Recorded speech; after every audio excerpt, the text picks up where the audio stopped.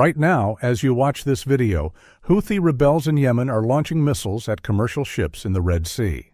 They're using the same playbook Iran wrote in 1987. Back then, Iran was attacking oil tankers in the Persian Gulf, firing missiles at neutral ships, laying mines in international waters, trying to choke the world's oil supply. The world watched. The world condemned. The world did nothing. Until one missile blinded an American captain. 3 days later, 4 U.S. Navy destroyers lined up in the Persian Gulf. They aimed their guns at 2 Iranian oil platforms, and they opened fire. Operation Nimble Archer, October 19, 1987. The first time America attacked Iran. It wasn't the last. To understand why American warships were shooting at Iranian platforms in 1987, you need to understand the tanker war. In 1980, Iraq invaded Iran. What followed was one of the bloodiest conflicts since World War II. Trench warfare, chemical weapons, human wave attacks, hundreds of thousands dead on both sides. But the fighting wasn't just on land. Both countries needed money to fuel their war machines. And both countries got that money from oil. Oil that had to be loaded onto tankers. Tankers that had to sail through the Persian Gulf. Iraq figured out something clever. If they could stop Iran from selling oil, they could strangle Iran's economy and win the war. So Iraq started attacking Iranian oil tankers. The Iranians hit back. They attacked ships heading to Iraqi ports, then ships heading to Kuwait, Iraq's ally, then ships heading to Saudi Arabia, then any ship they suspected of helping Iraq. By 1984, the Persian Gulf had become a shooting gallery. Over 400 ships were attacked during the tanker war. More than 200 sailors died. Billions of dollars in cargo went up in flames. And the attacks kept escalating. Sound familiar? Comment below if you see the parallels with what's happening today. Iran had a problem. Their air force was falling apart. Before the revolution in 1979, Iran had been America's ally. The Shah bought the best American weapons money could buy. F-14 Tomcats, F-4 Phantoms, advanced missiles, and radar systems. But after the revolution, those weapons became orphans. No spare parts, no maintenance support, no replacements. By 1987, Iran's air force could barely fly. They had maybe 60 to 90 operational fighters. Most couldn't complete a full mission. The legendary F-14S, the same planes from Top Gun, sat in hangars with broken radars and empty missile racks. Iraq, meanwhile, was getting fresh Mirage fighters from France and MiG-23s from the Soviet Union. They were pounding Iranian oil facilities at will. Iran needed a new weapon, something that didn't require pilots, something they could fire from shore and hit ships far out at sea. They found it in China, the Silkworm. The HY-2 Silkworm was a massive anti-ship cruise missile. It weighed over 6,000 pounds, the size of a small car. It carried a 1,100-pound warhead, enough explosive to vaporize the bridge of any tanker in the Gulf. The missile could fly 50 miles at sea-skimming altitude, hugging the waves at just 20 to 30 feet above the water. At that height, it was almost invisible to ship radar until the final seconds before impact. By then, it was too late to run. China had developed the Silkworm from Soviet designs in the 1960s. It wasn't sophisticated by American standards, no fancy guidance, no evasive maneuvers. Just raw, destructive power aimed at a big target. But for hitting slow-moving tankers in confined waters, it was perfect. China sold dozens of them to Iran. The deal was worth hundreds of millions of dollars. By early 1987, Iran had batteries of silkworms positioned along the coast and on the occupied Faw Peninsula, Iraqi territory that Iran had captured in bloody fighting. The missiles were pointed at Kuwait, at Saudi Arabia, at the shipping lanes that carried 20% of the world's oil, and at any American ship that got in the way. Intelligence reports flooded into Washington. Iran had at least 12 launchers and 20 missiles ready to fire, with up to 28 more in reserve. They were building new launch sites near the Strait of Hormuz, the narrow choke point where the Gulf meets the open ocean. If Iran wanted to close the Gulf, they now had the weapons to try. The United States couldn't ignore what was happening. 20% of the world's oil flowed through the Persian Gulf. If Iran closed the Strait of Hormuz, the narrow choke point at the mouth of the Gulf, it would trigger a global economic crisis. Kuwait was desperate. Their tankers were being attacked constantly. They asked the superpowers for help. In a clever move, Kuwait approached both the United States and the Soviet Union. If America said no, the Soviets would say yes. And suddenly Moscow would have a major presence in the Gulf. The Reagan administration couldn't allow that. In March 1987, the United States agreed to reflag Kuwaiti tankers. 11 Kuwaiti oil tankers would sail under the American flag, protected by U.S. Navy warships. Operation Earnest, the largest naval convoy operation since World War II. It was a direct challenge to Iran. Attack a ship flying the American flag, and you're attacking America. But before the convoys even started, America learned how dangerous the Gulf could be. On May 17, 1987, the frigate USS Stark was patrolling the Central Gulf. The crew was relaxed. They were watching for Iranian threats, not Iraqi ones. That was a mistake. An Iraqi Mirage F-1 fighter appeared on radar, heading toward the Stark. The plane was 200 miles away, then 100, then 50. The pilot was flying a standard attack profile. The Stark's crew tracked the aircraft but didn't take defensive action. Iraq was supposed to be on America's side. Why would they attack? At 22 miles, the Iraqi pilot launched 2 Exocet missiles. The Stark's radar detected the incoming weapons, but no one was manning the defensive systems. The ship's chaff launchers, designed to decoy incoming missiles, were never fired. The Phalanx close-in weapon system was on standby. Both Exocets hit. The explosions killed 37 American sailors. The Stark was burning, listing, taking on water. Only heroic damage control saved the ship from sinking. Iraq claimed it was an accident, a case of mistaken identity. They apologized. They paid compensation. But the message was clear. The Persian Gulf was a killing ground. Anyone could become a target. 2 months later, the reflagging mission began. Iran accepted the challenge. On July 24, 1987, the first convoy of reflagged tankers entered the Persian Gulf. The massive supertanker Bridgerton led the way, escorted by U.S. Navy warships. They didn't get far. Just hours into the mission, Bridgerton struck a mine. The explosion tore a hole in the hull. The ship was wounded, but stayed afloat. Tankers are surprisingly hard to sink. It was humiliating. The U.S. Navy was supposed to protect these ships, but they had no minesweepers in the Gulf. The warships actually fell in behind Bridgerton, letting the giant tanker clear the path ahead. Iran had drawn first blood, and they weren't done. Throughout the summer of 1987, Iran waged a shadow war against shipping in the Gulf. Their Revolutionary Guard Corps used speedboats to attack tankers at night.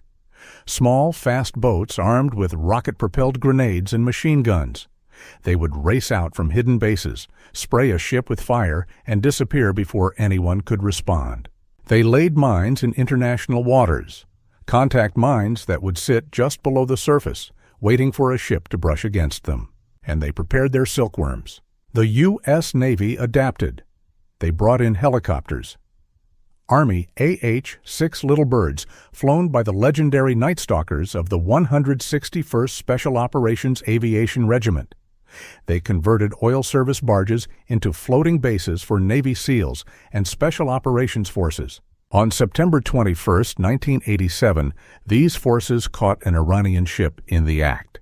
The Iranian Archer was a converted landing craft, a flat-bottomed vessel originally designed to carry tanks to beaches. The Iranians had modified it for a more sinister purpose: mine laying. That night, American MH-6 Little Bird helicopters from the 161st Special Operations Aviation Regiment spotted the Iranian Archer moving through the Gulf. The pilots watched through night vision as the ship turned off all its lights, the first sign of hostile intent. Then the crew started pushing objects overboard, large round objects, mines. The helicopters had caught Iran in the act of mining international waters, an act of war against every nation whose ships sailed the Gulf. The little birds opened fire. Rockets and machine guns raked the deck. The crew panicked, abandoning ship and jumping into the water. Some continued pushing mines overboard even as bullets tore into the hull. The helicopters kept firing until the ship was dead in the water. The next morning, Navy SEALs from Team 2 boarded the vessel. They found 9 mines still on deck, ready to be deployed. But the real treasure was in the wheelhouse. A logbook, detailed records showing where the Iran Archer had laid mines on previous missions. Dates, coordinates, quantities. Iran had been systematically mining the shipping lanes, and now America had proof. Photographs of the captured mines made headlines around the world. The evidence was undeniable. Iran was attacking neutral shipping with weapons banned by international law. But the real escalation was coming. October 16, 1987. The MV Sea Isle City was a Kuwaiti tanker, reflagged as American, anchored near Kuwait's main oil terminal. It had been escorted into Kuwaiti waters by U.S. warships, but the escorts had departed. The tanker was waiting to load crude oil. It was supposed to be safe. Kuwaiti waters were outside the normal Iranian attack zone. The Sea Isle City was just another tanker doing what tankers do, waiting to fill its holds with oil. The crew had no warning. 50 miles away on the occupied Fa Peninsula, Iranian Revolutionary Guard crews were preparing a Silkworm missile for launch. They had radar showing a large ship anchored near Kuwait's oil terminal. They had coordinates. They had orders. The missile roared off its launcher, climbing briefly before diving down to wave-top height. It streaked across the Gulf at 600 miles per hour, invisible to radar until the final moments. When the Silkworm slammed into the Sea Isle City's wheelhouse and crew quarters, the explosion was devastating. The ship's captain, John Hunt, an American citizen, was standing near the windows when the missile hit. The warhead detonated just feet away. Flying glass shredded his face, destroying both eyes. He was blinded instantly, stumbling through the smoke and fire, unable to see the chaos around him. 18 crew members were wounded. Some had shrapnel embedded in their bodies. Others were burned by the fireball that swept through the living quarters. The damage to the ship would take 4 months to repair. Captain Hunt would never see again. He would spend the rest of his life in darkness because he was sailing under the American flag. Iran had crossed a line. They had attacked an American-flagged vessel with a sophisticated cruise missile. They had permanently maimed an American citizen. They had proven that the Silkworm could reach targets that were supposed to be safe. President Reagan had to respond. The question was how. 3 days later, on October 19, 1987, the United States launched Operation Nimble Archer. The target, 2 oil platforms in the Rashadat oil field, called the Rostam field before the revolution. The platforms weren't producing oil. Iraq had damaged them earlier in the war, but Iran was using them for something else. The Revolutionary Guard had turned these platforms into military bases. They had installed radar systems to track ships passing through the Gulf. They had communications equipment linking them to headquarters on the mainland. They were using the platforms to coordinate speedboat attacks on merchant vessels. The platforms had to go. At 8 a.m., the frigate USS Thatch radioed a warning to the Iranians on the platforms. They had 20 minutes to evacuate. This wasn't going to be a sneak attack. America wanted Iran to know exactly who was coming and why. The Iranians abandoned the platforms. At 2 p.m., 4 U.S. Navy destroyers took position: USS Howell, USS Kidd, USS Leftwich, and USS John Young. They opened fire. 5-inch guns thundered across the Gulf. Each shell weighed 70 pounds and traveled at 2,500 feet per second. The destroyers fired salvo after salvo, raking the platforms with high-explosive rounds. But the platforms were tough. They were designed to withstand harsh conditions: storms, waves, corrosion. The steel lattice structure let most of the shells pass through without detonating properly. Explosions flashed, but the platforms stood. So they kept firing. For over an hour, the destroyers pounded the platforms. Hundreds of rounds. The gun barrels grew hot. Eventually, fires started. Oil and equipment on the platforms ignited. The structures began to burn, sending columns of black smoke into the Gulf sky.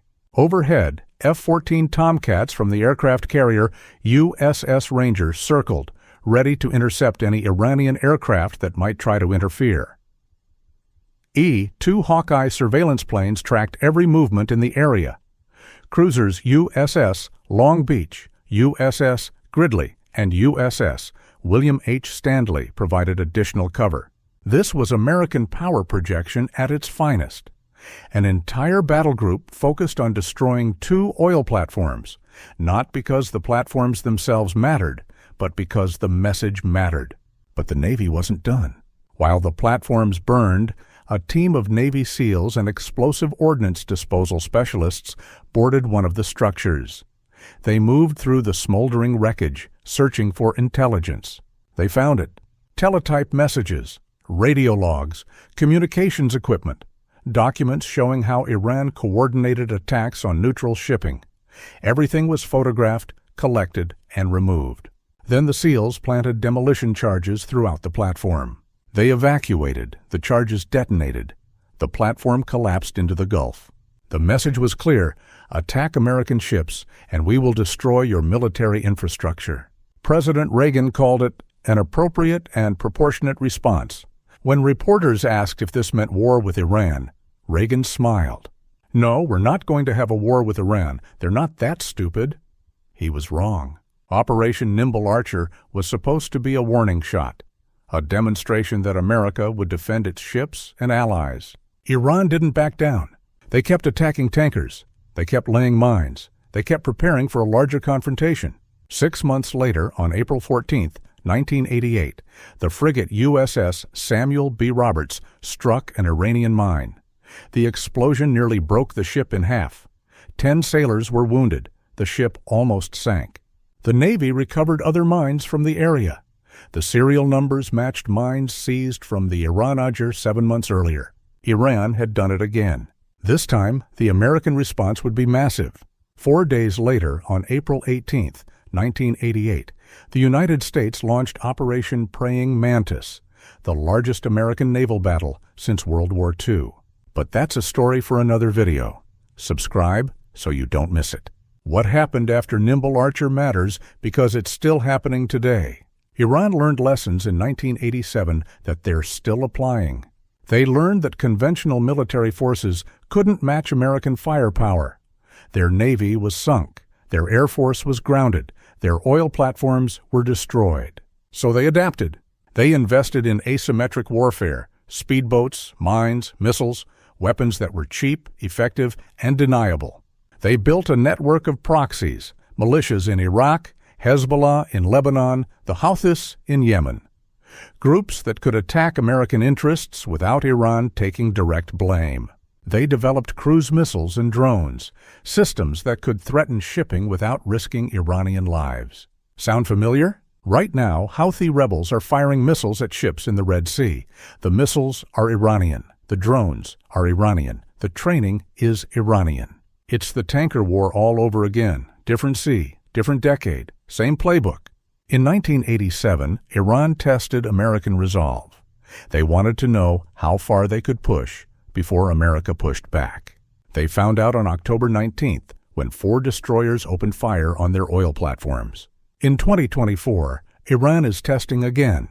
Through the Houthis, they're attacking commercial shipping, disrupting global trade, and daring America to respond. The question is, will there be another Nimble Archer? The men who served in Operation Nimble Archer and the broader tanker war don't get much recognition. No major movies, no best-selling books, no monuments in Washington. But they held the line. They protected global commerce. They showed Iran that attacks on American interests would not go unanswered. The captain of the Sea Isle City, the man blinded by the Silkworm missile, never saw again. He paid the price for sailing under the American flag. The sailors on USS Samuel B. Roberts spent 7 hours fighting to save their ship after it hit a mine. They succeeded. No one died. The Navy SEALs, who boarded burning platforms under enemy fire, brought back intelligence that proved Iran's guilt. The helicopter pilots who hunted Iranian boats in the darkness of the Gulf helped end the tanker war. These men deserve to be remembered. Operation Nimble Archer was the first time America attacked Iran. It wasn't the last. From 1987 to today, the United States and Iran have been locked in a shadow war. Sometimes it's hot, missiles and ships and explosions. Sometimes it's cold, sanctions and diplomacy and threats. But it never really ends. The tanker war showed that Iran will use unconventional tactics to threaten global commerce. They'll use proxies, they'll use mines, they'll use missiles launched from occupied territory. And when pushed hard enough, America will respond with overwhelming force. That's the lesson of Nimble Archer. That's the pattern that keeps repeating. The Persian Gulf in 1987, the Strait of Hormuz today, the Red Sea right now. Different locations, same conflict, same enemies, and no end in sight. If you want to understand why Iran and America are still at each other's throats, this is where it started. 4 destroyers, 2 platforms, 1 message. Don't mess with American ships. Subscribe for the next chapter, Operation Praying Mantis. When America didn't just destroy platforms, they sank the Iranian Navy. Like this video if you learned something new. Comment your thoughts below. And remember, the wars that shape our world often start with a single missile. This one blinded a captain and ignited a conflict that burns to this day.